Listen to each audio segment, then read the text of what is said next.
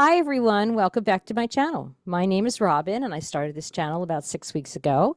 I am making a story, a narrative about my last 5 years of being alone, and I left my ex out of a long-term marriage, and I want to share my journey because it's been crazy, and I want to help other people who might be going through the same thing.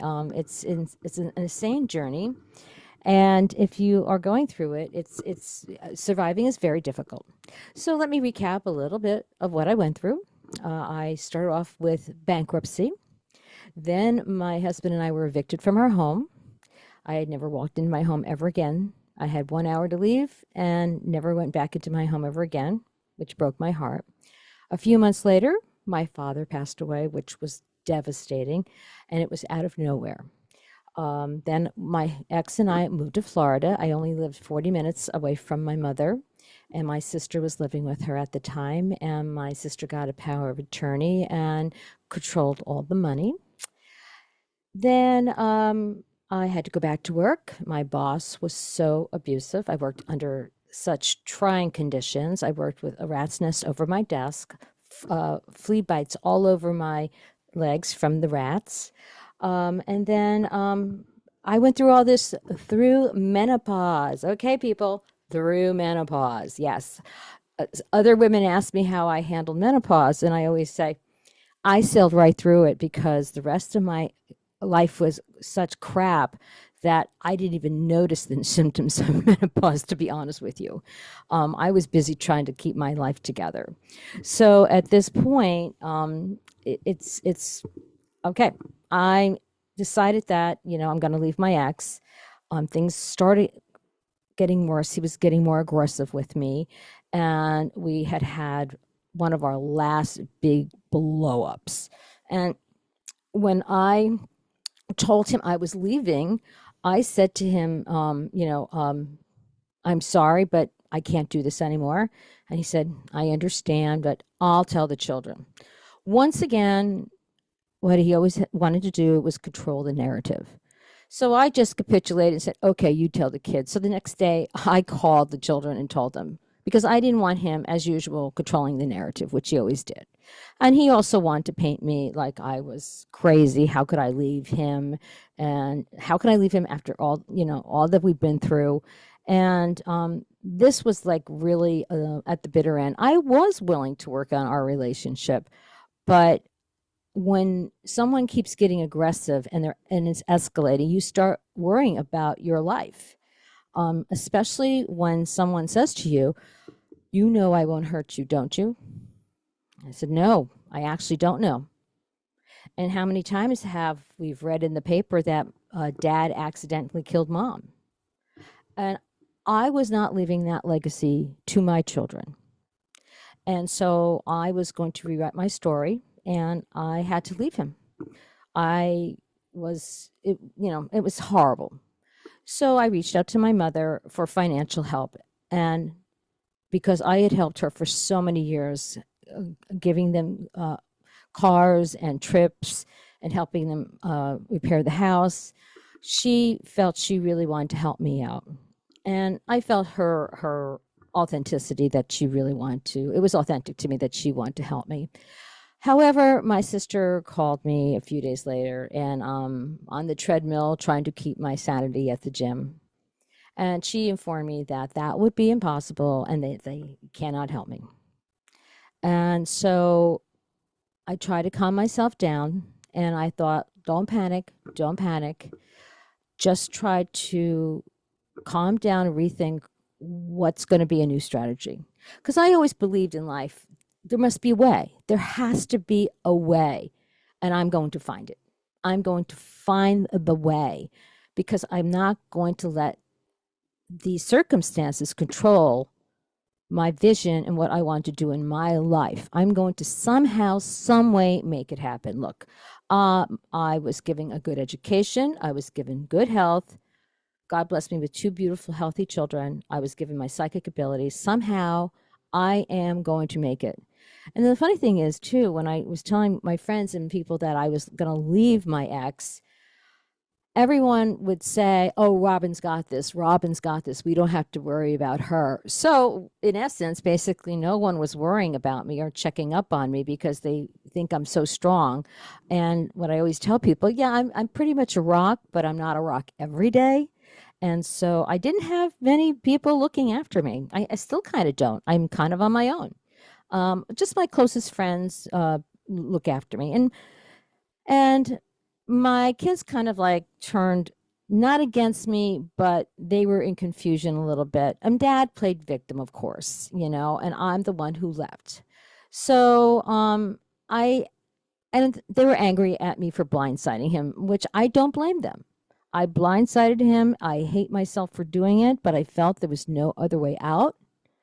I cannot imagine what it's like to walk in to your home and your spouse is gone and their things are gone. It sickens me to this day. That is how I left. It sickens me. And I'm so sorry. And I apologize to him too for doing it that way. But I saw no other options. He would never have let me go. And at this point, it wasn't about love. It was about controlling me because I was the last thing he can control. See, when you or someone who is a manipulator and a control freak, when you lose everything and you're the last thing that they can control, they get harder and come at you much harder. They feel you're the last thing and like, well, I've lost everything, but I can still hold on to her. And he had lost me and things were escalating. And so I reached out, believe it or not, to my childhood friend who, not childhood friend, I'm sorry, my good friend who introduced me to him. And she was living in the Northeast. And I reached out to her for help because she left her husband and I had nowhere to turn. No one cared about me. No one cared because we didn't have that exciting lifestyle in Manhattan anymore. No one gave a crap about me. So I reached out to her, but little did I know that the boyfriend that she had shacked up with, he was a drug dealer, first of all, which I did know, but he made her a drug addict. She became a junkie. And I had seen her 2 years earlier, but she was a completely different person. She was being controlled by him, and he was dominating her, and she basically became a junkie. They were doing cocaine together, and I did not know this because I did not visually see this. I would only speak to her. Well, she made this plan to help me escape, and I didn't think it was the best plan, but I was at her mercy. I had to just accept the crumbs. Going through this whole thing, it's been very humbling for me because I've had to accept crumbs and be grateful. And I've had many people say, did I change after I lost all the money? No, I really didn't. I've always been a kind and nice person, and you can ask my friends. I mean, I've always been loving and generous, kind, and it only changed me in certain ways. Well, basically, I think people liked me for what I had, not who I was. So it taught me that great lesson. And it didn't change me in that I appreciated things in my life more. I always appreciate things that God put in my life, always. And I looked at them as just things because it was people and souls that mattered to me the most. So she had come up with this plan that they were going to come from the Northeast to Florida to their home that they had in Florida. And they were going to pick my things up with their truck, drop me off at a certain airport, and I would wait for my plane to take off. I would go to one of their parents in that state, and they would be back in 2 days. Well, it was all awful. I mean, there was no empathy. There was no sensitivity. My world was being just shattered and shaken up, and there was no gentleness to it, no care, no kindness. I appreciate what they went through for me. They didn't have to, and they did, and I am so grateful. But it did not help my trauma. So they were going to come in and, well, let me get back to that later. And another episode, but it was horrifying. So I was also still seeing my energy healer, and she was healing, helping me heal and taking out negative energy out of my soul. And I was getting stronger. I was getting braver, courageous. There was a new sheriff in town. I was not going to take any crap from anyone, not just my ex, no one. I was not taking crap from anybody anymore. And that's how I am now. I took my power back, and I'm never giving it away again.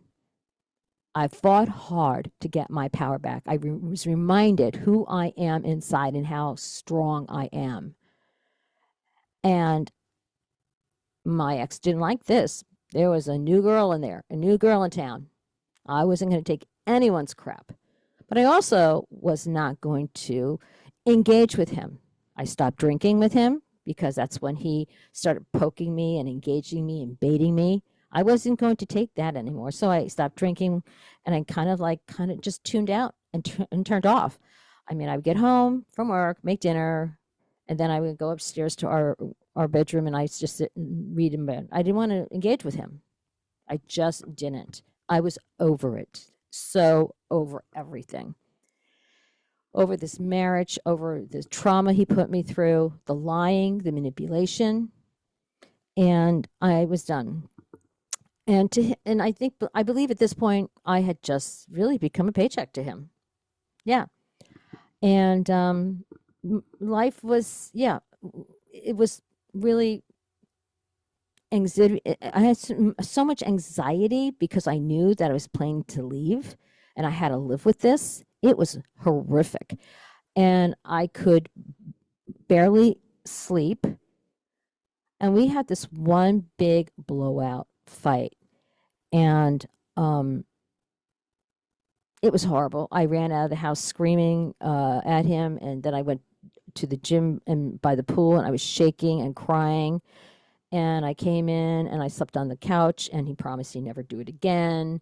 And it was such duress, and between him attacking me and my boss, very unfriendly, very nice, yelling at me all the time. And I had had enough.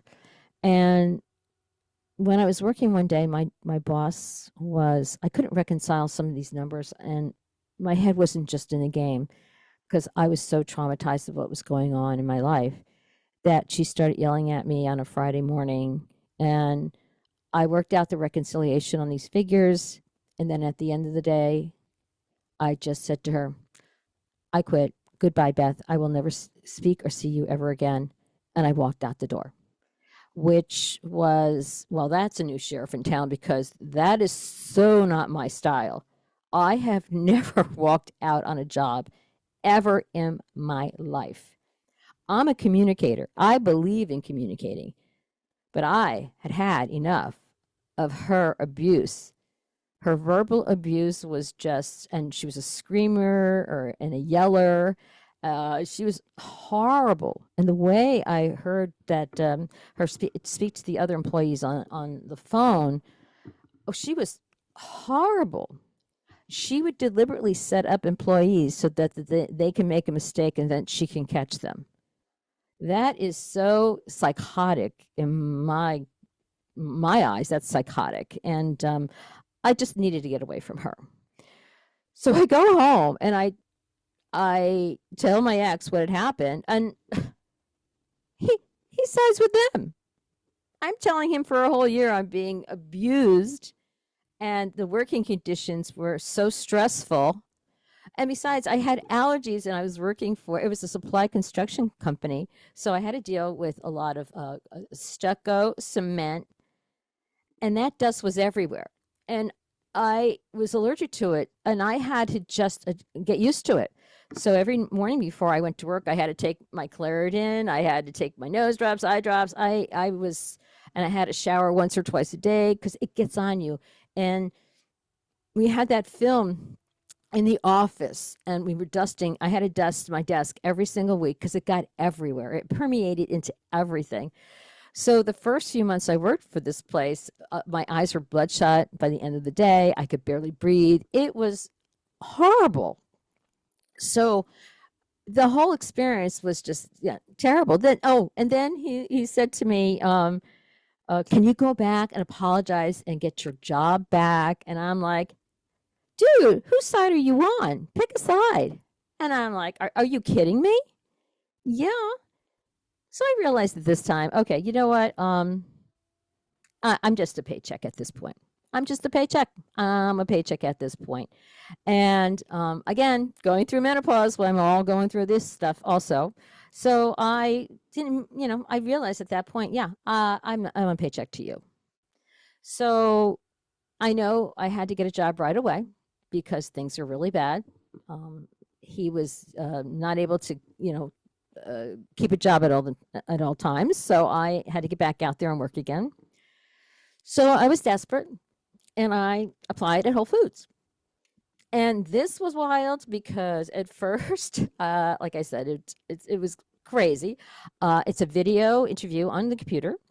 Then if you pass that, you go to the store and they interview there. I'm interviewed by two basically teenagers who I wind up giving advice to and pointers on how to interview someone. It was insane. So then I got to speak to a supervisor then, and she was 30 something.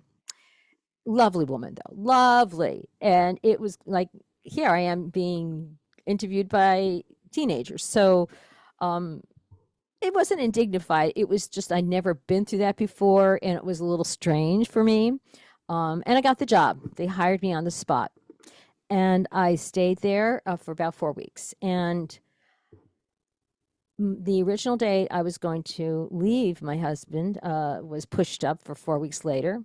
So it was on January 28th, 2020. 2 months just before COVID broke out. So not only was I in menopause, I leave my ex penniless, basically. I had $44.44 to my name. And then COVID breaks out.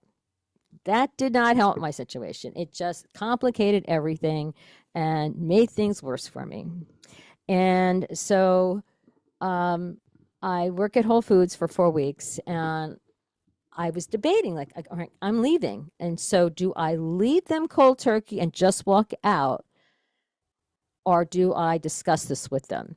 And I got some really good advice from my cousin, and she said, no, tell them what's going on, because you don't know when you're ever going to need them again. Well, that was true, and that was really excellent advice. And I went to them, and I went to the HR person at the time.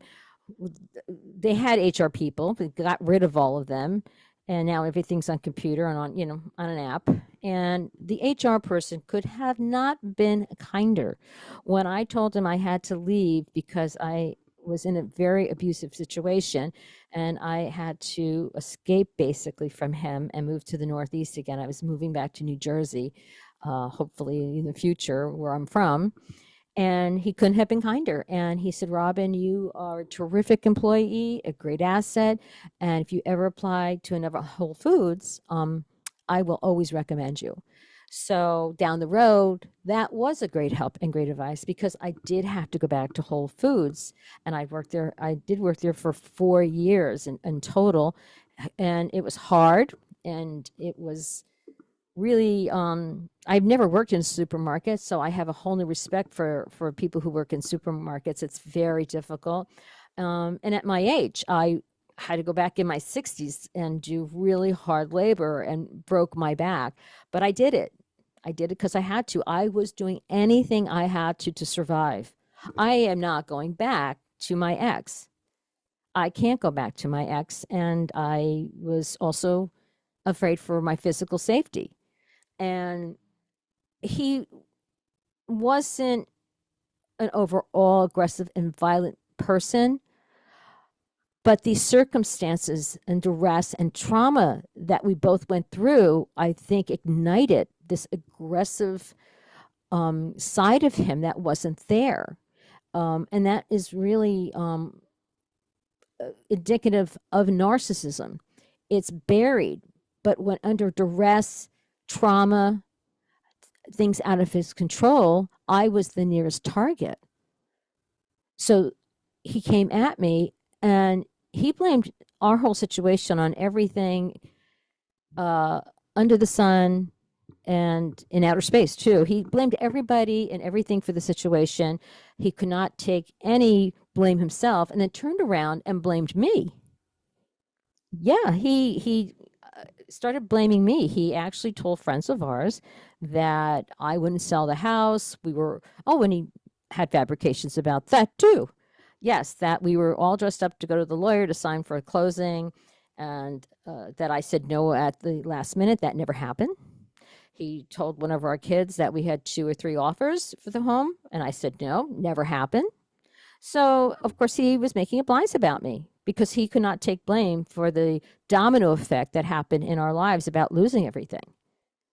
And so he could not take ownership of that. So I was the nearest target. Well, I was the last target also. So that's why I could not go back to him. And I was willing to risk it all. And I don't recommend it for anyone. I don't, because what I did was crazy and insane. I totally agree. But I chose me instead of the situation. I am banking on me. I put my faith in me and not him and not us. I don't know if he ever really loved me. I think he loved us, but I'm not sure he really loved me. So here I am now. There's a new sheriff in town. I have my power back, and I am on the verge of escaping and either making a new life for myself or ruining my life, because sometimes I think I ruined my life, but I just am plugging away every single day, building on my life and building with one grain of sand at a time, a new life for myself, because I am putting the money on me and not him or us. It's all about like what I am doing, and I am obsessed with like creating my life. I'm getting obsessive about also YouTube because I'm really enjoying it. I'm learning everything fresh and new. I met some new people who do this at a later age, and I'm loving it. It's a lot of fun. And so I bank on myself. My other side business is that I do tarot readings. I'm also a psychic medium. I thank God every single day that I have that gift. And if you want to book a reading, you can go to followthesuntarot.com. That is my website.